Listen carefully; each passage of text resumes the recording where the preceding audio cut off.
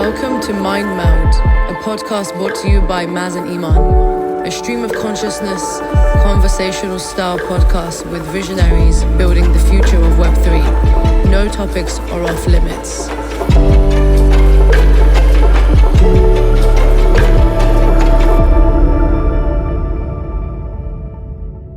And you're known as Metadreamer, you're becoming or are like a pretty prominent figure in Web3, and like there is this mystery around you. I think even when I first talked to you, I was like, whoa, okay, this is a mysterious guy that I'm finally speaking to. And just tell us, we don't want to go way too back, but from that kind of and how you basically came into Web3 and crypto in general, and how your journey really started. Yeah. So my journey with crypto, like way back in the day, into the Ethereum community mainly started around when I was graduating from university. While I was in university, I was sort of I learned about Ethereum and I was interested in it, and I bought some back in 2016, like mid 2016, around like $300. That was my sort of exposure point. And just like looking at all the different projects and buying a bunch of shit coins, all that standard stuff. And then it was when I was graduating, this was kind of like the depth of the bear markets in 2018. And I was trying to like figure out what I wanted to do next, and my main plan was to go into machine learning research, and AI research, because the university I'm at has like some of the best AI professors in the world. And DeepMind, for example, opened their second office outside of London, in my city actually. So Nice. that's great. And then so that was my plan, but then I decided in to like I was seeing in the Ethereum community there's still like all these like awesome people building incredible things in the middle of a bear market, and I didn't get it. I was like, there's no the whole market's dead. Like, why are people still building? So I was like, there must be something deeper here. And that's when I went to DevCon 5 in Osaka.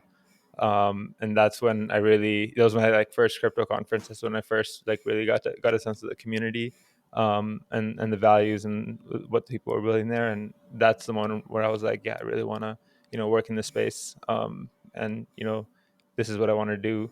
So that's when, before I went to DevCon, I was like, shit, I need a Twitter now, because I didn't use Twitter before that. Oh yeah. So I was like, I like made a Twitter profile and like just started like commenting on random things. Like, not I was like, I don't know how to use Twitter. I'm just gonna like comment on stuff. I came across this tweet thread from Metagame actually. I was following Metacartel and Moloch DAO.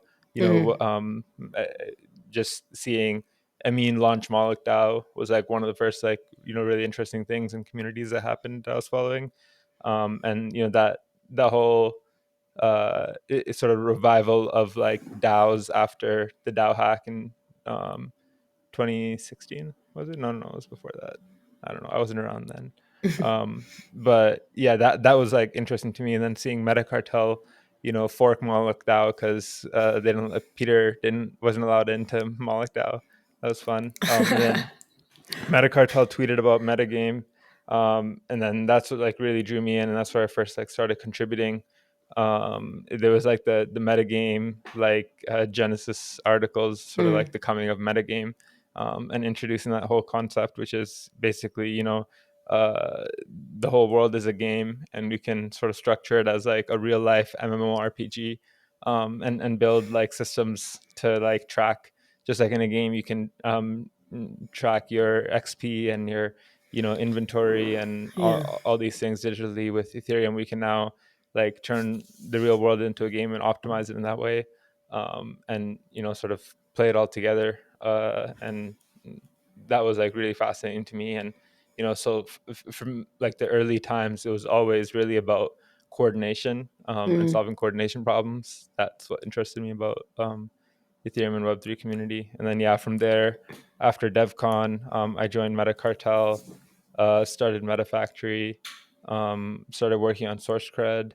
and yeah, since then just been like doing a bunch of stuff with various projects. Nice. What did you end up studying at university then? Was it computer science or machine learning? It was computer engineering, Computer engineering. actually. Yeah. Okay. It's interesting too, like the difference between like science and engineering, just as a practice. Right. I'm very much like of the engineering mindset. I think like even since I was young, and it's funny. I told my mom I wanted to be a computer engineer in grade 3. Did That's what I you? ended up doing. Yeah, No way. So you're one of those like rare people where like when they decide they want to do something when they're a kid and then actually ended up doing it, you're that guy. yeah, yeah. That's brilliant. Oh, that's so It's interesting. funny too because like I was about to go into petroleum engineering because that paid Okay. much better at the time, Yeah. but my GPA wasn't good enough. I had like a 2.1 and I needed a 2.5 at least to get into petroleum engineering, and my second choice was computer engineering. But that's the best thing that ever happened to me because all my friends in petroleum engineering, as soon as the oil market crashed, like they were not Oh able to yeah. find jobs at all. Like they're all studying like software now, to get jobs in tech, because that's what everyone's basically doing now. There is always that Unless movement. I yeah. was just gonna say same exact deal. I really like computer science more just for the gaming element. And my dad's like, oh, combine it with some chemical engineering, like sprinkle some chemical engineering on top of that, just in case. Yeah, But that's yeah, interesting. But there is an exodus towards this Web3, I guess, education. And now that everything's open source, I just love that. Sometimes you look back and you're like, I wish we were coming up during that time because you could kind of learn so much more. But it's all part of it. Yeah. for sure. And yeah, it was just like growing up. My dad was in IT, so I had a computer ever since I first remember being conscious. Nice. And it's we always like played a lot of games, and I was like born just early enough to remember a time before the internet, but then also just grew up with the internet, and that I think had a significant impact in how I see the world. Oh yeah, 100%. I think we might be in that same like age range where like it was. I literally remember like my sister's massive like stereo set, cassette player, CD player, like like that kind Yeah, of shit. It. What I loved about it was like the tangibility of it, like this hardware in your hand that really, mm, I don't know, you engage with. But I guess like these things are basically that now, right? Like it's pretty mad. yeah, yeah. I really like want to go back to some of those, or like bring back some of those feelings and experiences. Much I think with these screens we've kind of like gotten rid of everything to like the whole, like Steve Jobs, he was like, oh, this is a calculator and a music player and like everything in one device. But I think in the process of that we've kind of lost some of you know um the feeling behind these things, where it's not necessarily just about getting the thing done, but the process of getting the thing done too, and how the tool you use actually shapes your engagement or behavior or output with it. Like Yeah. cameras, for example. I'm like super into photography and cameras, but a phone can take absolutely great photos, and if your purpose is just to like capture something, then phones are perfectly good now. But the tactility of a physical camera, and the way, if you're looking at a viewfinder, you're sort of gonna like crouch down more, you're gonna take more time, and it sort of changes the way that you perform whatever you're doing, which sort of uh, has this like impact on what you create. Yeah, that that even if I'll be way more creative when I have an actual camera than if I'm taking it with my smartphone. So it's like the constraints actually allow for more creativity a lot of the time. Yeah, absolutely. And like with actually photography is a really interesting one because I sometimes dabble in like analog photography. Like film is so Hmm. like authentic, and like even like having like the opportunity to ever work in a dark room, it's just the most amazing thing, just being able to develop Hmm. that film. But like photography itself is like, it requires so much like there is an element of performance to it as well, because you have to like capture it in a certain moment that then captures a memory. Yeah. And when I was like doing photography a lot more, when I was just like walking around the streets and stuff, snapping stuff, I actually felt like I was being removed from the moment. So I kind of stopped a little bit and stopped actually taking photography for a while, and then went back into it again, and then got, captured into the hands and demise of these iPhones and started Yeah. snapping. And I was like, shit, what am I doing? This is not, Yeah. it's not authentic enough. But it's interesting that you brought that up. So what are you into? Are you like SLR, digital? Like, what do you kind of snap? I mostly like digital. I don't shoot like film directly, but I have this like Fujifilm camera that does film simulations like really, really nicely. Nice. So it sort of emulates that feel a bit. And it adds in like the nice film grain and whatnot. But yeah, I think like it basically it makes you like so much more aware of like everything around you, because like even when you don't have a camera, you're always like looking at what would make a good photo and starting to appreciate things that you and like see things in the world around you that you wouldn't normally see. Very true. It's really true. Yeah. And there is this Yeah. element. I love that you mentioned that as soon as you bring in constraints, especially in the real world, the tactile feedback, whatever constraints you have to deal with, that's where the creativity comes from. And I was just talking to a friend of Hmm. mine about like where do we actually think this whole metaverse, 3D, AR, VR aspect comes into play and is actually realistic, where we start spending more and more time there. Maybe that is the constraint, is there needs to be some kind of physical constraint that you also feel besides just the scarcity of digital land that people throw in for the sake of hyping it up. Hmm. So maybe in that direction, do you Yeah. pursue film and photography with the metaverse in mind? How do you think this all plays out?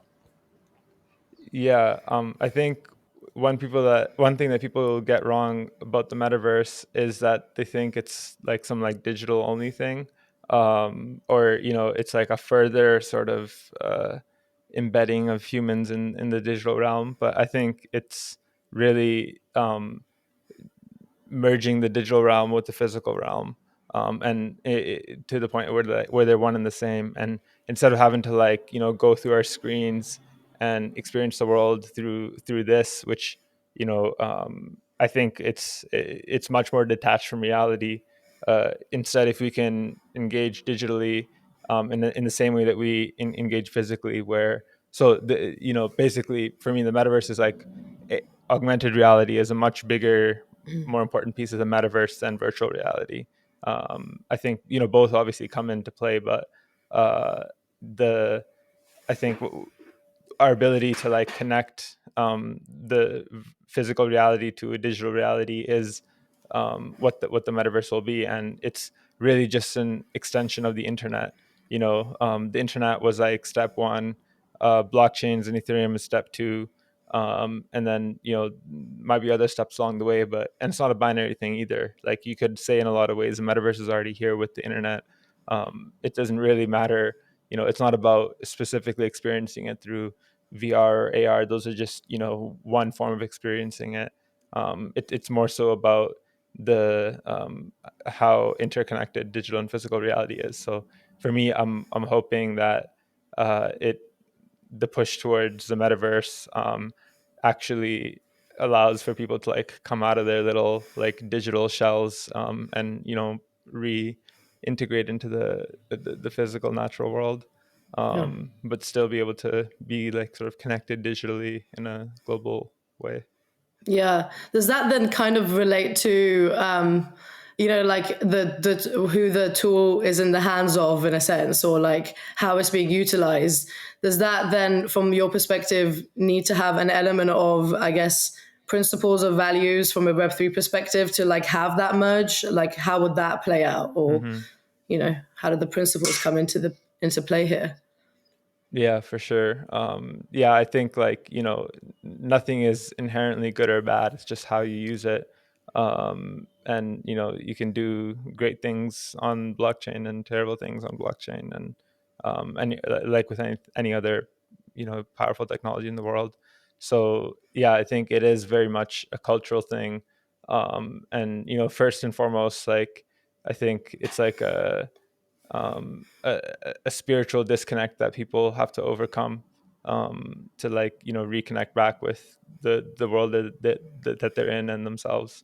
I think once you can sort of fix that, then everything else can sort of come downstream of that.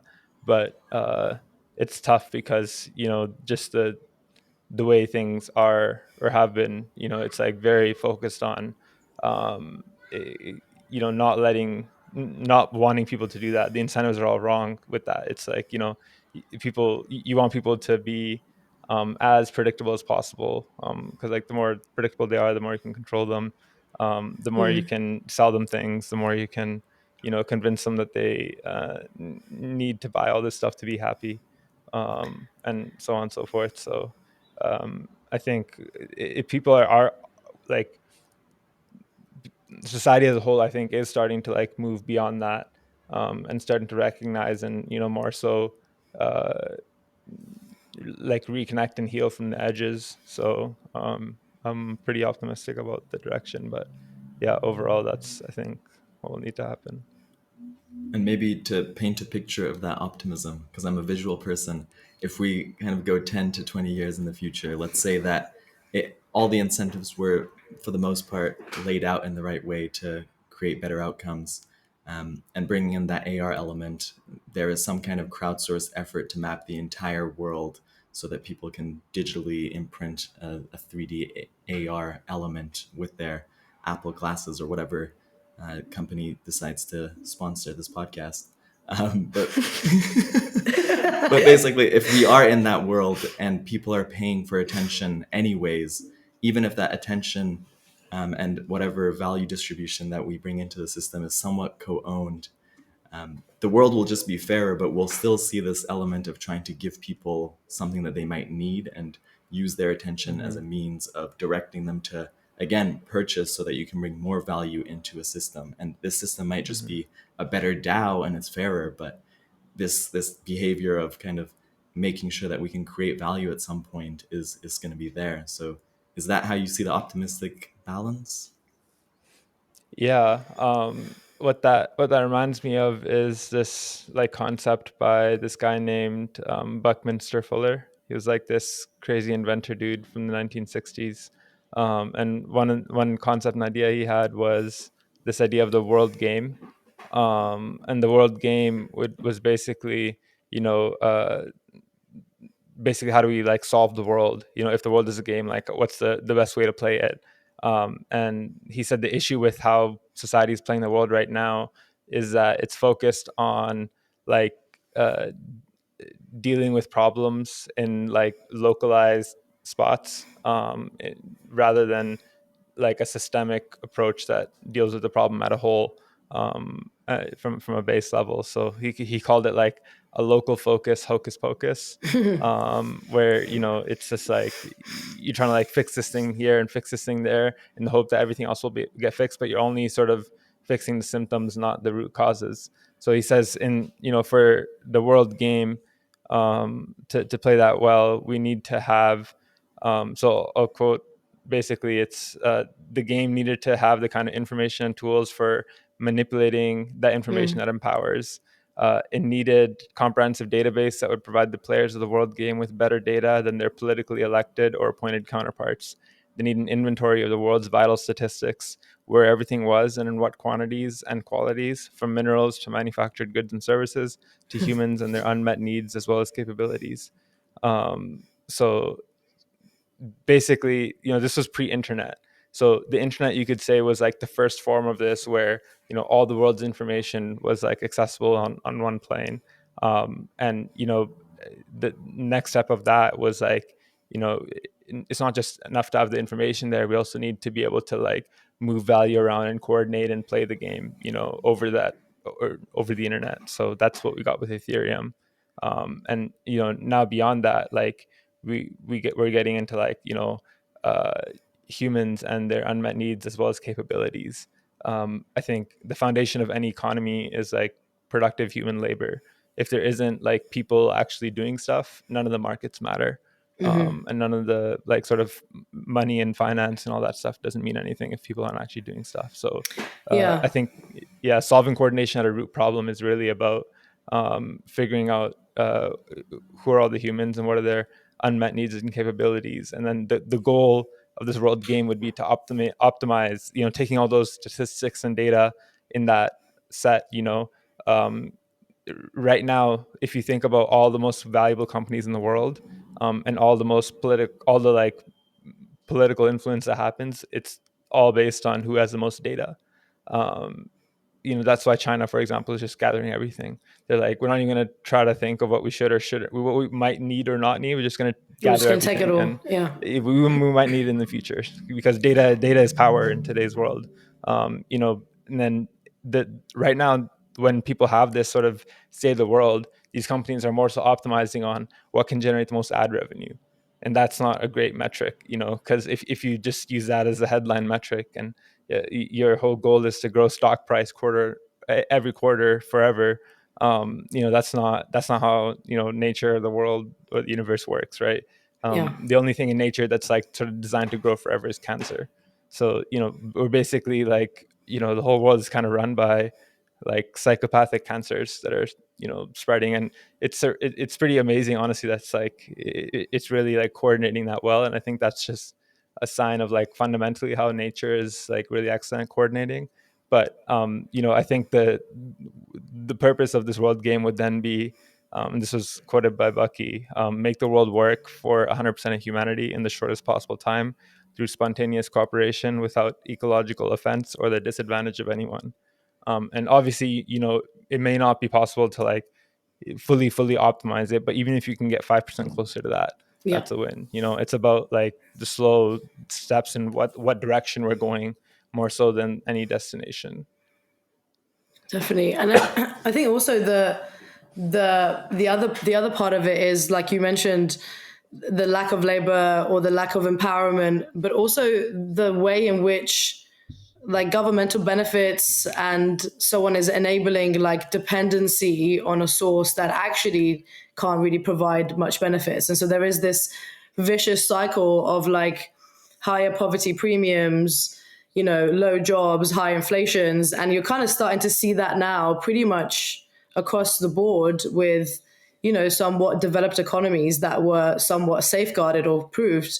But post like pandemic, post Brexit, post a lot of the elections that we've seen to date, I feel like there has been a somewhat like real shift towards totalitarian approaches that have actually created a much more form of dependency. Like, if there is a target towards people's not just labor but also health, then that level of dependency actually ends up growing. And so we are kind of stuck in this thing. And I think out of that, I guess just being in Web3 and having spent like, I guess, more time within people in the space, there is this unanimous energy towards like, we gotta sort this shit out. Like we gotta figure out a way to actually empower at least some local communities. And like you said, that 5% can grow into 10 or 20. Yeah.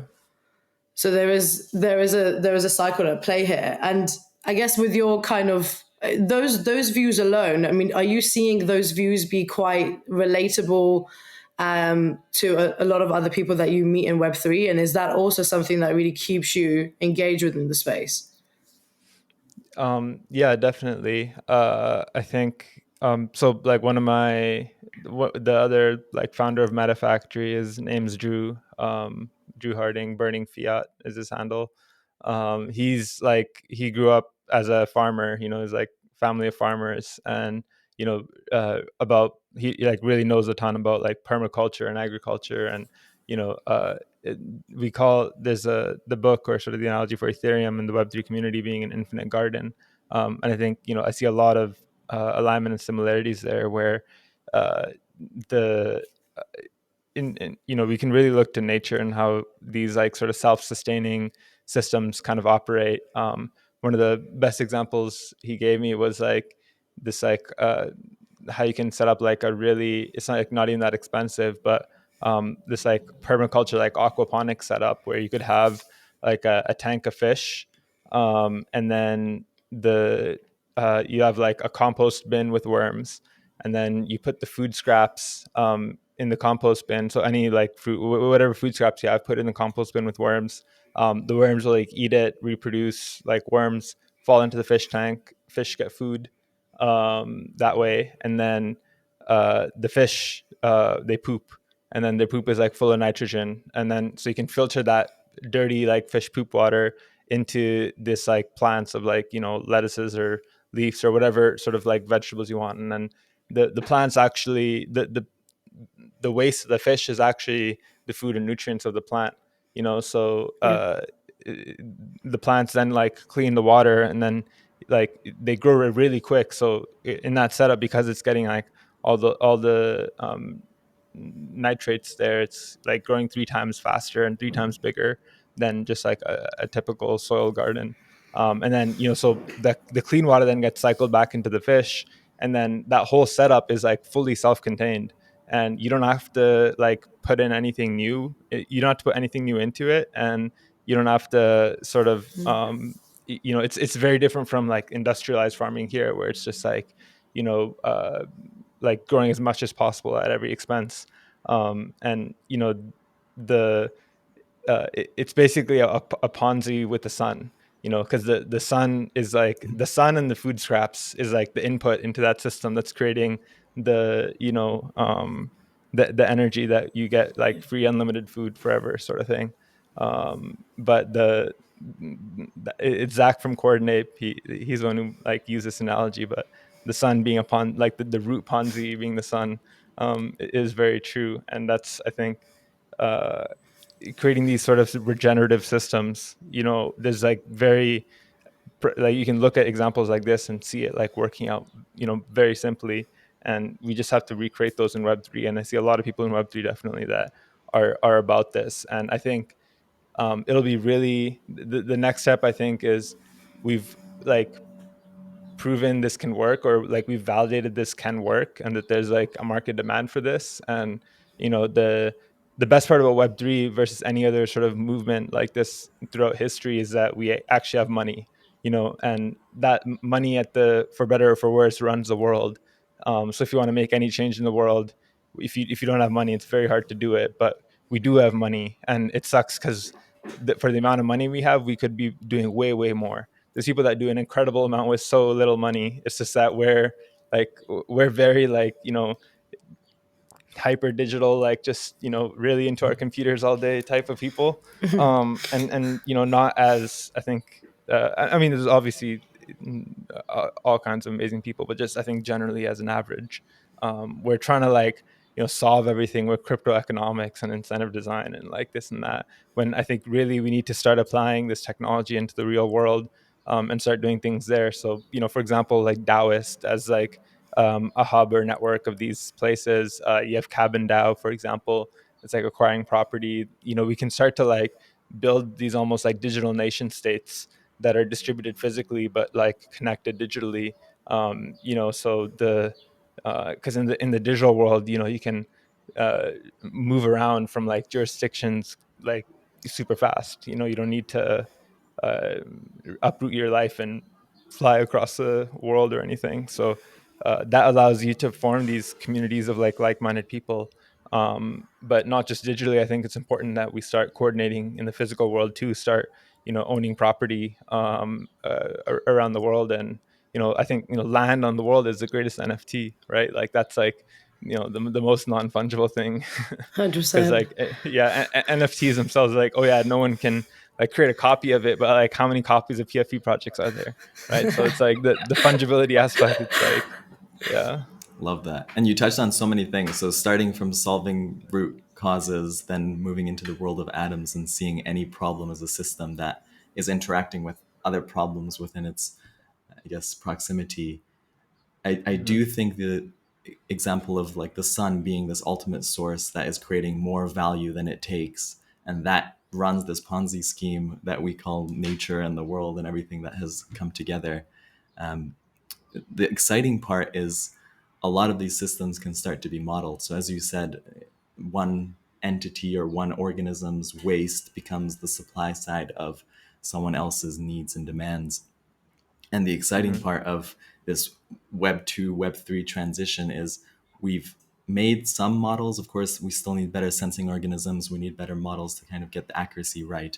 But for the most part, whether you're looking at regenerative agriculture, sustainable fashion, and many of the other problems that we're equally all excited about solving, at least, a lot of these models can now be incentivized on chain and slowly we do move in this direction where we say when there are nodes that create more value than they take, similar to the sun, let's not let an organism or an organization come and take the most value from that node because they found it first. Let's actually let that replenish all the other nodes that might actually need more input than they have output. And so we could go many directions in this space. But I guess from your side, what are the problems that, based on either the skill set you have or the impact that you can potentially make, what are the problems that you're excited about solving? Yeah, I think like one big thing is like um it, like so we always talk about like information asymmetry as being a problem. You know, there's a quote too about like the future is already here, it's just not like well distributed. And you know, I think it's definitely true that we have like everything that we need to solve all the world's problems exists today. It's not about that we can't do it or we don't know a way, it's just about distribution. So I think the like one example that Dandelion from SourceCred, I heard from them was, you know, let's say it's like a logger cutting down trees, right? To the logger, the value of um, that tree or the wood from that tree might be, let's say that's one. You know, if they cut down that tree, if they don't cut down the tree, you know, the tree does provide a lot of value, but not directly to the logger in a way that's measurable. You know, Yeah. it provides oxygen. It sort of keeps the soil, you know, intact. It, you know, communicates like with through this like whole ecosystem. Provides a lot of value for society, but to that logger that might just be like 1%, like 0.01 instead of 1. So it's in that game theoretic, you know, system, it's actually the logger would choose to like cut down that tree instead of preserve it. But if instead you had that data available, that information like recorded in the system of like, you know, what are all the downstream value, like what's all the downstream value creation that's happening from this tree, then it would like because the tree, you know, it benefits a lot of other things. But then if the logger had a way to tap into that, his incentives then become to plant more trees instead of cutting them down. Yeah. And so in a similar way, for example, you think about like teachers in society versus like investment bankers. Teachers like you could argue teachers create a lot more value for society than investment bankers do, but investment bankers get paid, you know, orders of magnitude more than teachers do. So like, why is that? It's because of, you know, investment bankers' proximity to financial transactions happening. So the closer you are to like transactions happening, the more money you'll make. And even though it might have been the teacher that taught that investment banker how to do everything, you know, but the issue there is there's like a disconnect of like the chain of events that led to that thing happening. So if you can actually preserve in a verifiable, censorship resistant, credibly neutral, you know, data stream, like the things that occurred, then you'll be able to like back propagate value, not just so it gets stuck where the transactions happen, but back propagate it to like every step of the way, that, you know, created that event that allowed that transaction to happen. Yeah.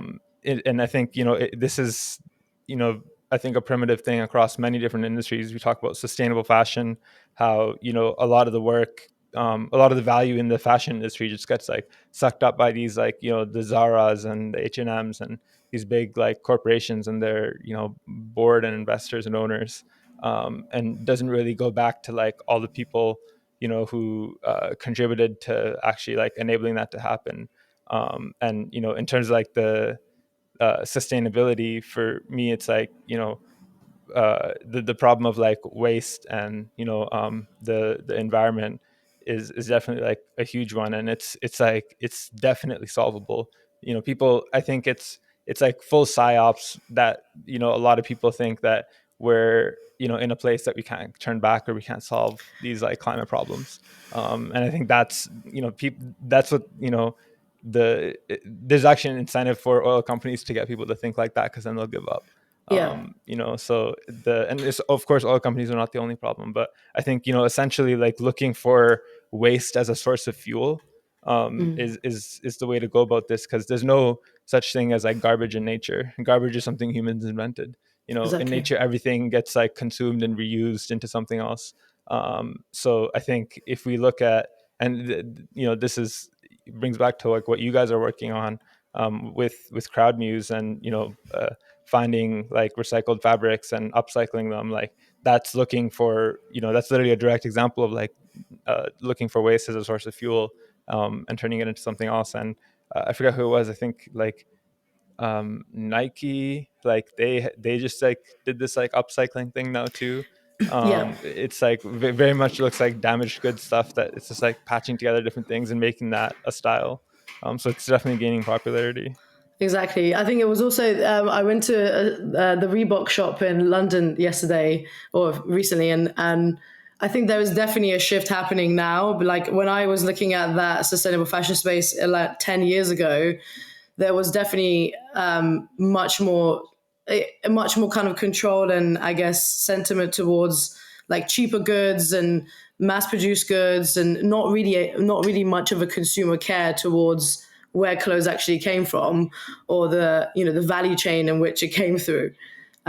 Whereas like now, 10 years later to 11 years later, there is definitely a consumer shift happening. And so I think fashion as a whole, actually, if we want to talk about that a little bit, like within the Web3 space, is like it's going to blow up eventually. Like the levels of engagement you can have on a consumer perspective, but also on a technical perspective, and also on an IRL perspective, ethical, sustainable. There's so many factors in play. But with that being said, and what you were saying earlier, I guess like one source can't essentially fix all. So this kind of element of DAO to DAO approach and better collaboration and coordination amongst these multiple DAOs, could that potentially like actually create a way in which, from a supply chain perspective or distribution perspective, is actually making things from a smaller scale with a bigger output on an optimal output, in a sense? Like, do you see that planning out? Because I think the DAO to DAO element is still relatively newish. So can that coordination expand across multiple DAOs, and how would that even pan out?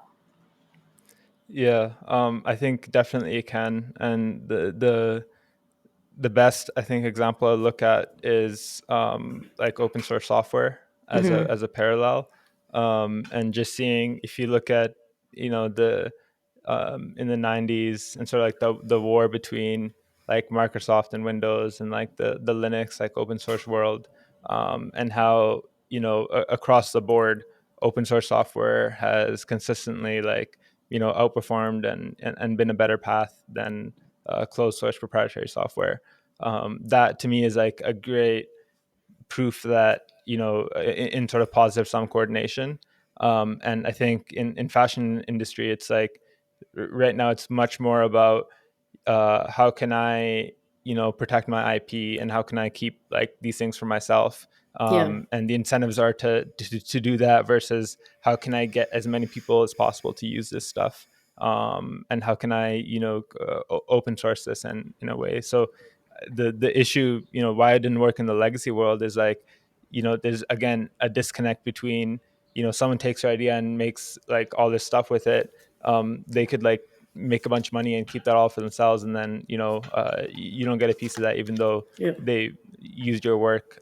So for Web3, when we can connect this all digitally, we can have a record of like everything that happened and where things moved and who used what and who did what. Then you can map out. And also, once we have like DeFi and, the ability to move around money rapidly, then those two things put together, you can then distribute value throughout this network in a way that's like much more positive sum. And it's much it's a lot less lossy too. Like that's the thing with money too, is like, everyone, like, money is a good thing until you have enough of it, and then it becomes like a Yeah. bad thing. Because like you look at people who have like the most money in the world, they're not happy at all. So it's not about it. Like there's almost like this like balance point, where you don't want anyone to have too much money, and also you don't want anyone to have too little money. And this is not about like like communism or anything. It's more so about people. Even if you have money, it's way more. You'll be way more happier if you have, if that money is actually making some difference in the world, and like that will be more fulfilling to you than just like accumulating a balance in your bank account. So it's the issue usually is that people, even if they wanted to like do a lot with their money, they don't have avenues to do that, because maybe they'll give it to a nonprofit, and then it'll Yeah. go through like 10 other middlemen, like 5% of the money actually goes to some sort of impact, and otherwise it just gets like co-opted or lost along the way. Once you have these like verifiable digital records of like everything that happened, you can efficiently flow money to exactly where it's needed. So that's, I think, the future of like investment banking is, not necessarily like career VCs investing in big projects, but everyone, investing in the things around them. And like as a form of signaling, even, that's like, instead of just like people like liking stuff on social media, it'll be about all the like micro investments you're making into all the different like projects around you and people around you that you're coordinating with. So it'll start to, just like, social media turned everyone into a journalist, or sort of Content creator of sorts. content Yeah. creator. Yeah. I think DeFi and Web3 will like and DAOs will sort of turn everyone into investors. And I think that will even like, it's crazy that they don't teach this stuff in school. You learn all this other, like still relatively useful but not like practical things about the world, but they don't teach you like, finance, or that you should like, you know uh like how to think about the money, how to think about your Yeah. money. And instead, there should be, instead of just only, is Kanye West says this, like instead of just history class, you should have future class too, like like prepare people for the future. um but yeah, so I think the education system is a huge piece of it too.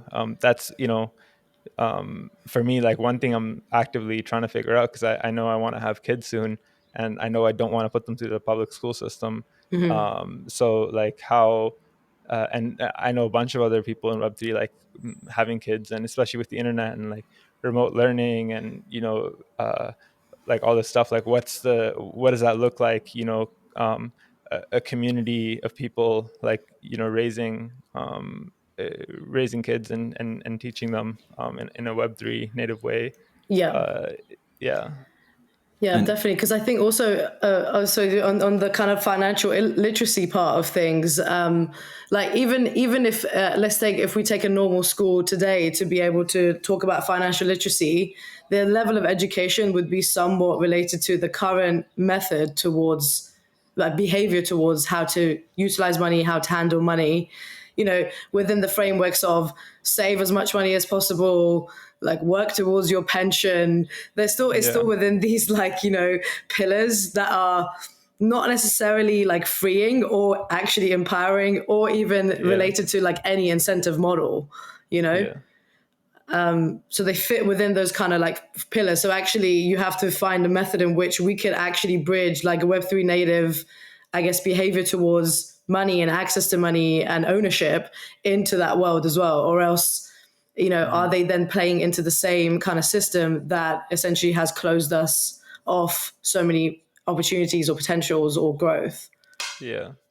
Yeah, for sure. I think especially like, for the younger generation, they don't have like legacy baggage for how the world works and how, money and financial systems work. So they're much easier it's much easier for them to pick up and understand these new systems, and it's much more intuitive too, because it's almost, you know it's, I think, intuitive on a human level, like how these things should be working. So when they can pick up on that, and they can uh I think it's much more effective when we can um, target those people with education that is really relevant for today's world, and is future looking, not just like looking into the past of how things did work and repeating that to them, but instead like, uh, you still want them to be aware of the past, of course, like, you know history class I think was one of my favorite classes I took in university, like the history of science class I took actually.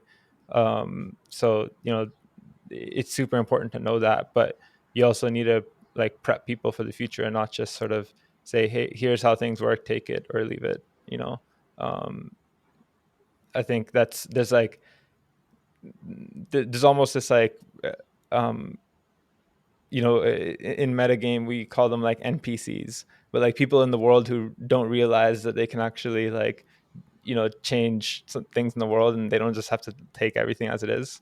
What is And just like anything NPC? that's happened in the world, NPC is non-playable character. So in a video game, like a character that's like just in the game as like it's not an actual player, but like some you talk to the guy at the store to like buy some stuff. It's like a character built into the game that's like not really like self-aware or can't really like take control of its own actions. Yeah, And I was saying to a mate the other day, I was like, we're not NPCs, right? Like we're not one of those guys. We're like more yeah, woke than NPCs, yeah. yeah. But I do. But that's the traditional education system is designed to like mass produce NPCs. Yeah. That's what it is. That it's all goes back to the incentive design in a way. I think what we just touched on from the education side to at some point being able to measure every interaction where the value flow originates. I really like the example that you shared. I forgot where it was, but it was about this infinite garden, and it's what we're basically doing and what mycelium networks do is watering and sending nutrients to nodes where it needs it most. Mm-hmm. And this all assumes that we can kind of get rid of the ego that helps us, or not helps us, but basically makes us make decision making like the principal agent problem, where the person making the decision might have more information or more power in that situation. And combining education and better sensing mechanisms, there is still this last step of saying, let's make sure that the people that are still making those decisions are not making them for everyone else in a way. And Mm-hmm. so what I was just thinking about is, regardless of which problem we're solving, how do you think that third problem gets solved in terms of there's always going to be incentives? I think in the example of open source, corporate open source still fails because there's still people in a boardroom making decisions, and then the developers are kind of sharing the code. So everyone still has their own intentions. And DAOs, in a way, if we're not programming them, or at least enabling them to die, you create this collective DAO ego that doesn't want the DAO to die, because in some way maybe there's fear of losing out on whatever token that DAO might be issuing. So have you seen that third aspect of it in terms of the ego solving itself in any way, or is that just something that we're always going to have a difference with mycelial networks? Yeah, I think it's all about this is where like the spirituality aspect comes in. I think you can't, just like you said, even if you measure everything, even if you have all that, fundamentally, if the ego gets in the way, then it becomes destructive. But if you look at sort of civilizations throughout history who have solved this in like incredible ways, it always comes down to uh, like group sort of rituals and sort of alignment, like spiritual alignment, in a much more human level than any sort of like technology or technological solution. And I think the in the last like you know 50 years, there's almost like there's a vested interest in making sure as many people as possible aren't spiritually fulfilled or aligned, because that if they aren't, then they'll look for fulfillment from buying material things, or you know uh, all these ways you're the human sort of goes into this fight or flight mode, or sort of um, wanting to like accumulate everything for themselves mode. Um, but once I think we can uh, like get people to realize the importance of that, and sort of have a resurgency of like people's like spiritual connection to the earth, and their like God too. People like don't like to even talk about it, but that's a hugely important thing, is, realizing that you there is something bigger, and that is the thing that will, like, that supersedes your ego, is like, once you know that you are beholden to something bigger, and a part of something much bigger. And throughout history, that has been an incredible coordination tool. And again, people, it has, just like we talked about before, it's, anything can be good or bad, depends how you use it. If it's powerful, especially, and because, like, religion and spirituality and all this is such a powerful tool, it has been abused throughout history. But again, it's because it's not necessarily, like, because of the thing itself is flawed, but because of human egos that get in the way, and centralized sort of points of control that allow for things to get corrupted, or abused, or manipulated in a way, and taken in a direction that's, not really what it's supposed to be. But Yeah. again, I think, once we can, that too is something we can solve for, in Web3, is like, verifiability of information. The One of the, like, most fascinating sort of things that I've, like, come to appreciate more recently, from, like, just conversations with friends, is like, the Quran being the world's oldest blockchain. Because with the Quran, it's like the holy book for Muslims. There's, like, millions of people around the world that have memorized it letter for letter. And the purpose of that is essentially to act as validators, where if anyone tries to change, like, a single letter, that it gets, like, detected and, slashed, essentially. That, we have a way to preserve truth in that way. Right. So in that sense, you can look at that as, like, early forms of, like, blockchain. And even, with, like, hadith, which is, like, or even with the Quran too, you not just, like, people memorizing it, but you have a full chain of narration of, like, who is every single person along the step, like, along each step, like, where each person learned it from. So then, that, oh, he learned it from him, and he learned it from him, and you can trace back that lineage, like, directly to the, the time, like, 1400 years ago, when it was first revealed. And the chain too, like, it's not just, like, who it was, but there's records of, like, how, reliable were they known to have ever lied, were they known to have ever, had a bad memory, and if so, then that chain gets invalidated. So and then, for it to be actually valid, you need many, many parallel chains that all match. So you look at that, and that actually has way more, like, verifiability than any history book.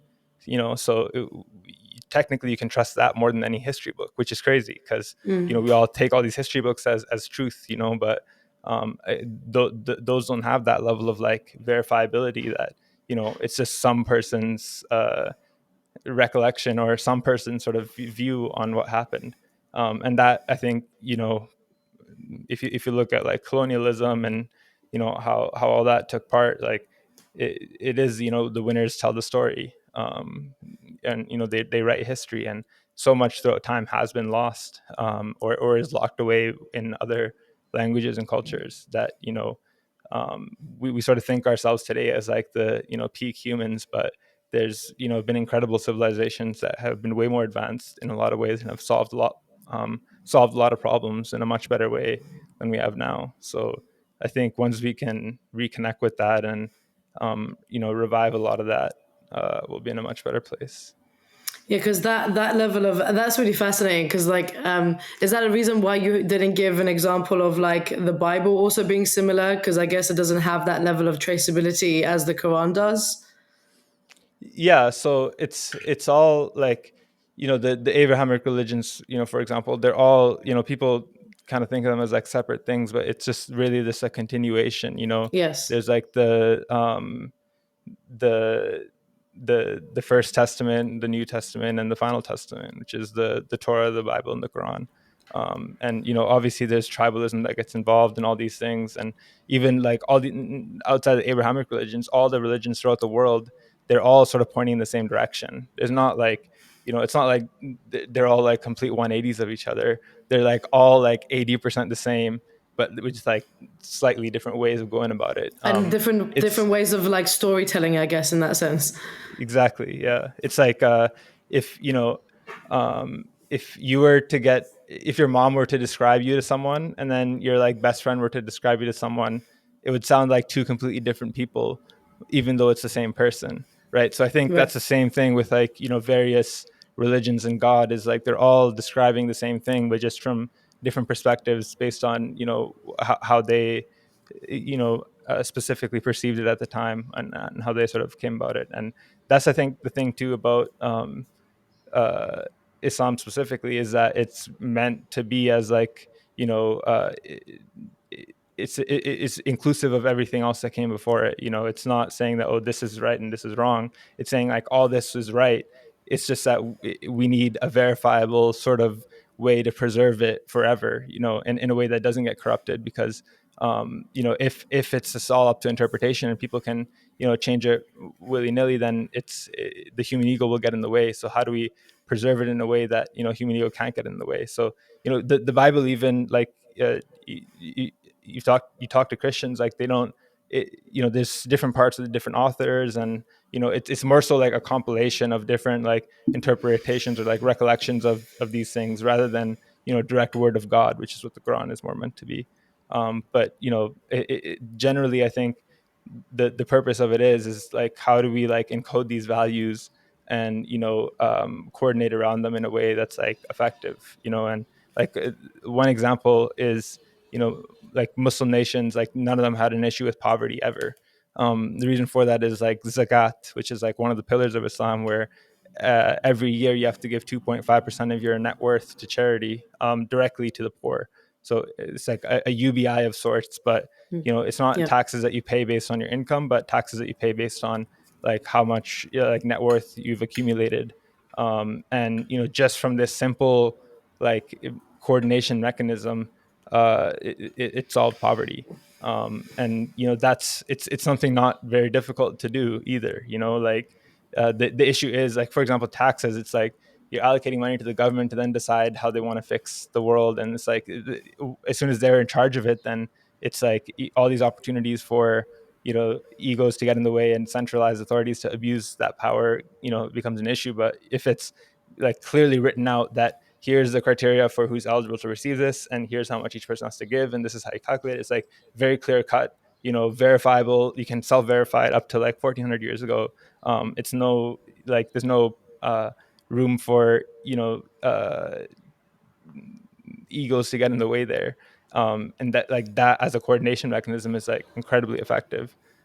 So you see, I think even in other like cultures and religions, like the ritual aspect is very important and interesting too. Like how do you create cohesion between the humans in these communities?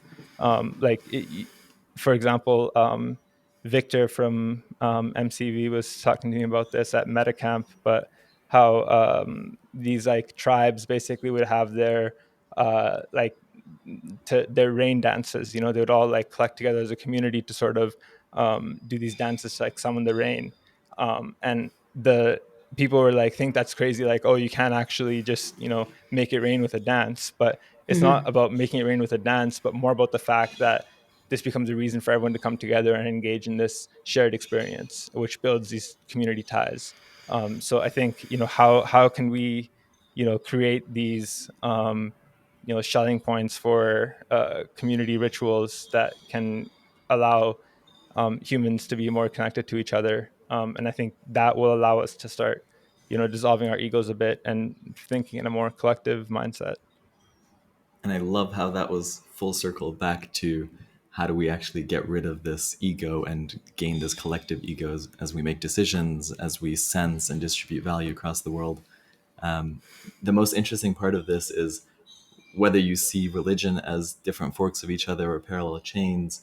DAOs, in a way, all it is value alignment. So you have a set of values that a bunch of people come together to align on, and then based on that, Mm-hmm. you trust each other and create these trustless communities in terms of decision making.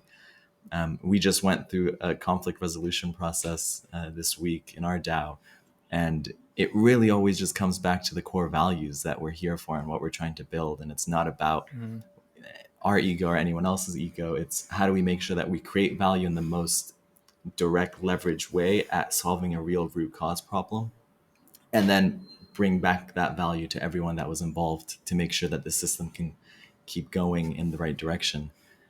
So I love where the conversation has gone.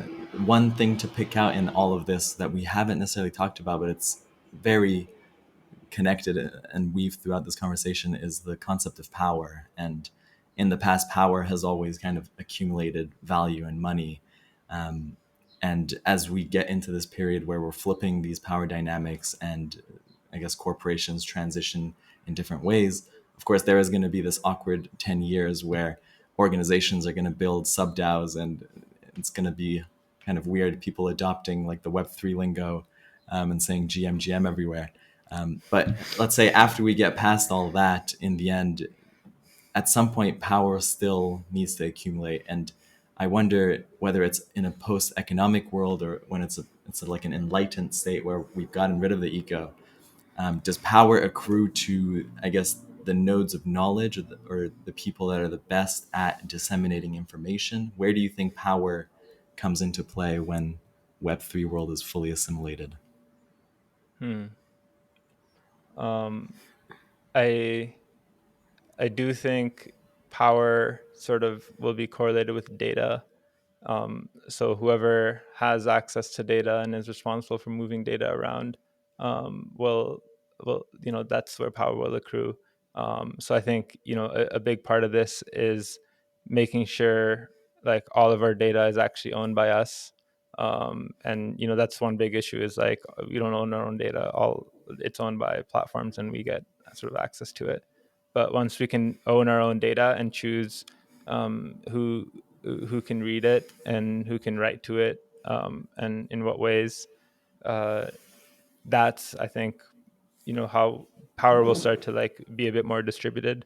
But I think it, the power structures will more so look um, like different circles of people having more power than other circles of people, um, based on what specific like data they are sharing with other people, within those communities. So, um, but I think that and again at that point it's really about like how we choose to behave and what we choose to do with it. But the important part is that we have a choice, versus right now we just kind of like power is with all these like big tech corporations, and governments who like have access to this data, and we don't really have any other option or not have any other choice to do anything about that. So yeah, I think um, yeah, beyond that, still, I think it's not gonna. This is something that's like a bigger problem than any one of us could solve in a lifetime. So it's like it's a multi-generational thing, but it's also like crazy to think how internet's only been around for like like in a really accessible way maybe for like 15 years, which is absolutely nothing on the scale of like how long society has been around. It's like not even one lifetime. But the world has changed more in like the last you know 5 or 10 years than it did like in like 100 years, back in like the 1500s or something. So at the same time it could like also like rapidly heal too, in that way. But like I think even then it's still like a multi-generational problem because each generation there's only so much we can do before we start to like live long enough to become the villains, and start to like uh, you know we stop being able to like process these new ideas and have that like neuroplasticity to see the changes in the world, in the new state of the world. And that's why I think the concept of death people are afraid of, but I think death is a feature, not a bug, because it allows sort of the pruning of the old to make room for the new. And it's like without death, nature would not be anything what it is today. It requires things to die and then the nutrients from that thing to be recycled and created into something more.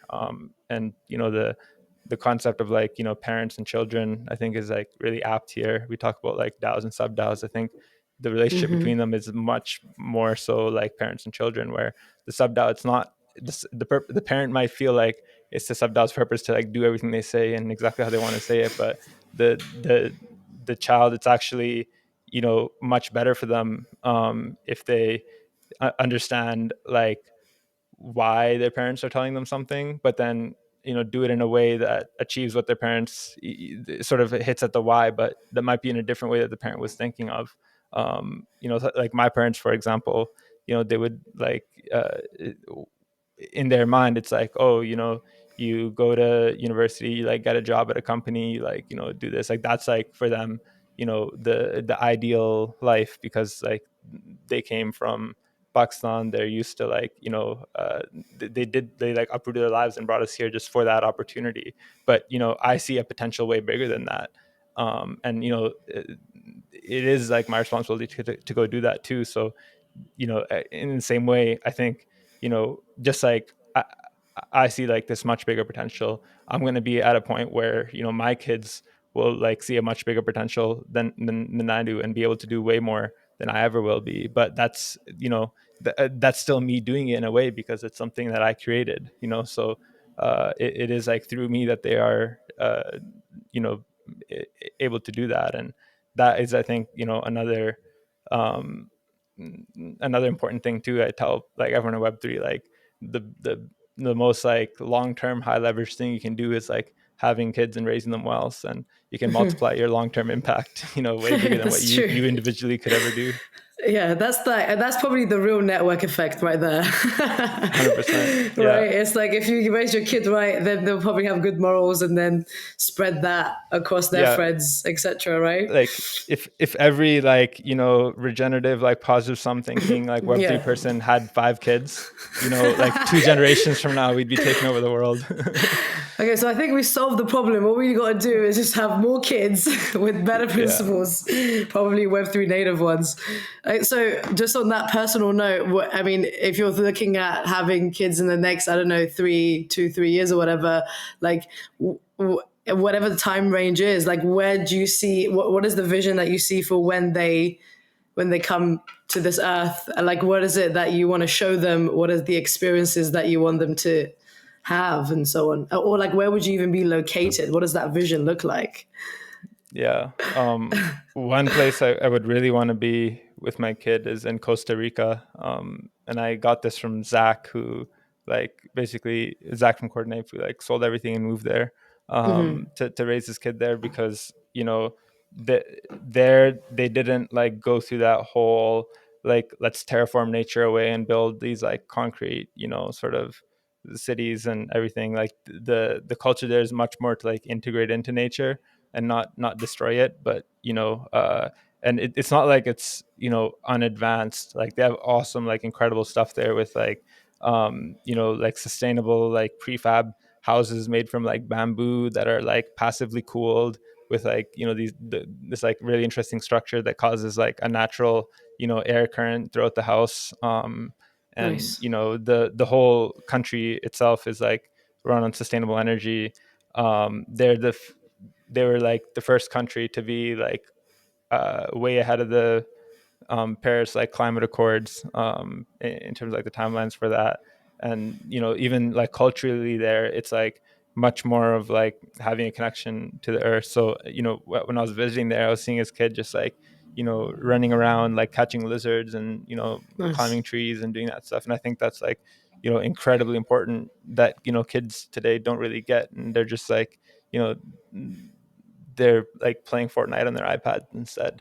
And that's like not great at all, I don't think. So that's definitely one piece of it. But generally, I think having a community is a big thing for me. I grew up in a pretty big family. Like my mom has like uh 10 siblings. So Wow. I have like a lot Nice. of cousins, and even and growing up, like I basically had five moms, because like all my aunts, like we'd all like get together, and like one aunt would be like cooking, another one would be cleaning, and one's like feeding all the kids, and it wasn't Yeah. like anything about like my kid or your kid. It was all just like collectively, growing up and raising it, and that was like so much more effective than each individual mom trying to do everything on their own. So I think places in which we can like cultivate community like that, and eh, be in a place where they can like connect with other people like that, I think will be really important. But I think also that is a very like that could also be very culture driven, or from Hmm. like your background, my background with like Iranian parents. There is always this sense of community from literally from a young age, and like when we were talking about like tribal and community and like the togetherness of that culture is like I've told Iman this before, but my dad's side of the family, they originate from Yemen, and so they're mainly Iranian Arabs, and they settled in the south of Iran, and they do still have a tribe of sorts, which is a small tribe, but essentially the meetings that they have, like the like DAO working group meetings, are essentially like, I don't know, a cousin of someone, within the Masray family is in trouble and they need some Yeah. money or they need some help. And it really is like it's like a circle of the elders. My granddad was like the head. Now it's my uncle, who obviously my Mm. granddad passed away. And so these like family oriented meetings are not just purely about the immediate family, they're about the entire ecosystem that they have access to.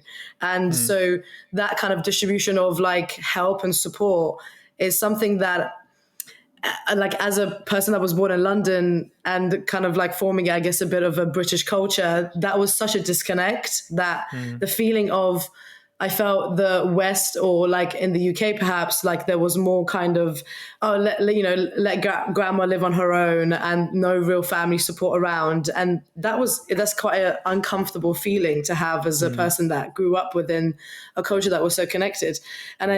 And like I saw like this emergence of when I was in venture capital, obviously mainly doing Web 2 stuff. There was this emergence of like distribution of like wealth and finance for mainly targeting like the poverty premium sector or issues in the UK, and there was an app that was trying to essentially create a little tribe for yourself, and then if there's an issue, you then all put money into the bucket or into this like this card of Mm. sorts, and then it would distribute it out if that person needed help with insurance or if this person's thing got robbed. But it was Yeah. such a hard like product market fit because culturally people didn't really understand like why would I be in a group with like five other random people who are like friends with my friend, and if they're Hmm. in trouble like help out. So this kind of like behavioral thing wasn't quite there, and I think culture specifically can really like create that level of connectivity. So like how do we also create like these types of cultures where it's shared in these DAOs as well? The methods that we work is definitely important. Yeah, for sure. I think you really have to like cultivate it. And I think that's an interesting like point too, for why I think certain cultures have a better like product culture fit with Web3 than others. But it's interesting because like the cultures that are most using Web3 right now are not them. So it'll be interesting how that bridges over, and how some of the more like Eastern cultures can uh, like start to like leverage this, and it's definitely like growing and taking off more. But um, I think the yeah, oh, I'll be curious to see how it goes, but I do anticipate those cultures doing more with it, or being able to like coordinate, use it better, or coordinate with it better than Western cultures. And the interesting part you see, I guess, on the Western side is the concept of community and connection is taking like a second wave where people are coming and living together again in these eco living hubs, and building a community based on values rather than what we were traditionally used to in terms of family tribes. And a book I really like, and that was kind of my entrance into Web3 almost 3 years ago, was the one on holacracy, reinventing organizations. And they talk about how our organizations have kind of moved along. So what I'm interested to see is if the Eastern cultures really leverage the existing sense of community from a family and community sense, or if Western cultures adopt like new ways of building community based on value alignment. And I guess it doesn't really matter West or East. Both of these models will play out and probably thrive in certain types of domains. I know the work that Collectivo does is based on that sense of community in one location, creating a whole economic system around the people that actually want to thrive and grow in a specific land or whatever it may be. So the idea of network states coming together online as DAOs and then finding a space for them to kind of move to and form that community is interesting. Have you seen that side of it play out? Have you been a part of any of these IRL communities that formed from a digital Yeah, for Telegram sure. group? I mean, it's mostly just like a lot of interested, you know, things that we want to do. Um, there's a few people that like really started doing it, like Cabin DAO, for example. But like one thing we're trying to figure out is basically a DAO retreat center in Costa Rica. It's, you know, the plan or playbook for it is pretty like straightforward. The main blockers right now is just like figuring out all the legal things to make it happen. But the idea is generally like having this like retreat center type thing that can sleep, you know, 100 people or so. It would cost like around 10 million to put it together. But uh, it would basically be like building that whole thing out. And just from like revenue of like renting it out for people to stay there, it would bring in around 1 million a year. And out of that million a year, 600K is how much we would need for like recurring expenses for all the like maintenance and security and like all the whatever it takes to like keep that thing alive. And then 400K a year could actually go to like grants for projects that people are incubating in that space Nice. to sort of improve that space. So that, you know, that's like interesting to me because it's like it's again this like permaculture thing where it's like a one-time investment of 10 million, but it can then be self-sustaining and then grow into something bigger because you know, you have the 600K to self-sustain and then the 400K to incentivize people to like grow it and build it into something better. So you know, that's one thing I'm hoping we can materialize in the next couple of years. um, Another one is Drew. Actually, he recently moved to his he got a farm, sort of like vineyard type thing in Colorado. And he's like just last year he did, and then, you know, he's just setting it up there and getting like situated. But the idea there is to like, you know, build out a bunch of these like yurts or little like sustainable housing set up there, and, you know, allow people to like come and work there, you know, in exchange for, you know, some percent of the DAO tokens that they earn. And you can like live there for free, you know, for, and you know, the essentially like, you know, instead of like everyone in Web3, like for housing, for example, like if we all have like mortgages or rent or something, we're all sort of like leaking value outside of our community, you know. But if we can find a way to like have our needs met within the community, then we can sort of settle that value balance, you know, in other ways. Especially if we can like encode it on chain and tokenize it, we can, you know, make it a lot more composable. So we can, uh, you know, instead of everyone having to like figure out how to pay rent every month, then, you know, we can just have our needs met within these like communities, and we as a community can then accumulate sort of more. Like and keep more of it together in this one sort of zone instead of leaking it out to, and sort of like, you know, the other parties like drawing us out. And that's like what you see sort of, you know, from like the rich and the poor, is like it's very expensive to be poor. You know, like if you're poor, you can't afford like regular like, you know, dentist checkups or cleanups. So then when something really Yeah. bad happens, you have to pay way more to like fix that. So uh and then, you know, there's all these like systems in place to like extract as much value from, the like extract as much value from society, and like bring it upwards.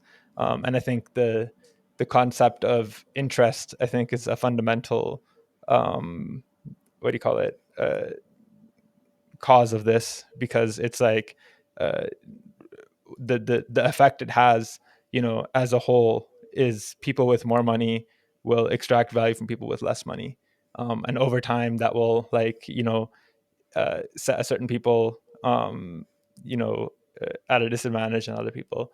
And so this is actually like one of the other like interesting things about Islam, is interest being like strictly prohibited. A lot of people is like, like think that's like, it's just sort of like don't understand that, or why that would be the case. But it's very interesting if you like look into the sort of philosophy of it, because once you like restrict that from happening, it really, like, shifts, a lot of these things, where instead of like anyone with money being able to like grow that without any like risk, you then, to actually grow your money, you have to like actually invest it in others, and take that risk alongside them. Versus like your bank, for example, if you buy your house, and your the market value of the of real estate like crashes like crazy, the bank's not taking any risk there. You're still Yeah. paying them, that same amount of money.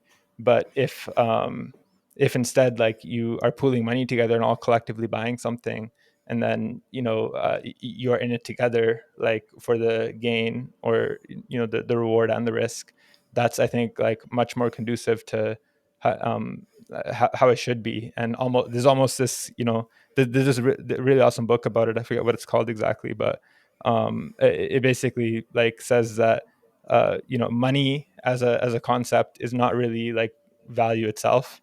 It's just a way to convert one from a value to another.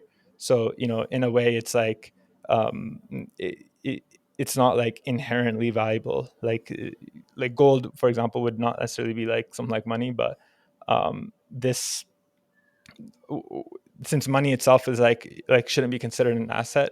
Interest is essentially like renting out money.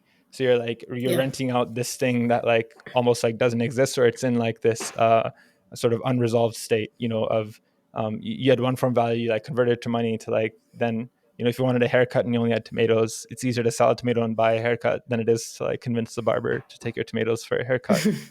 So that's why money was created. But once you start to treat money itself as a real thing, and then start to like rent out to other people, and that's where a lot of the like value extraction and sort of like greed come into play. But once you like stop that from happening, I think then it'll be much more about people like co-investing, and people like sharing value with each other, and like recycling value in regenerative ways instead of like extractive ways.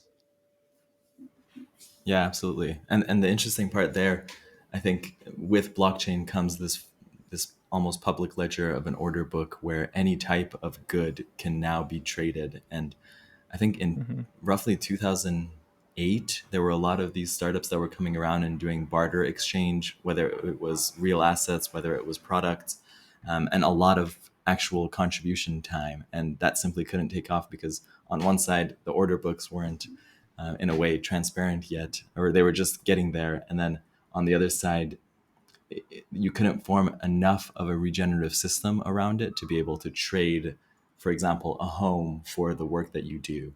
And Mm-hmm. that is really exciting to be able to say, whether it's the work you're doing, whether for an older person, it might just be kind of trying to add value to the system, whether it's helping kind of hanging out with kids or painting or just kind of living, co-living and doing what they can, you start realizing that we can regenerate these values across and trade value across. And the concept that money has almost been like a storage device for value. I think Michael Saylor talks about this, where Mm. money kind of flows the same way energy does. And when we invented batteries, that was a form of kind of saying, let's store energy here so we can use it later.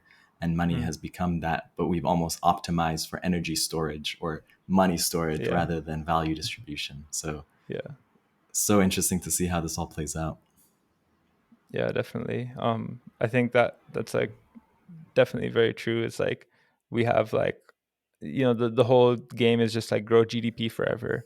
at the expense of everything else. And the longer we keep playing that, the more we're sort of going to destroy the environment to do that. And no one's really getting happier because of it.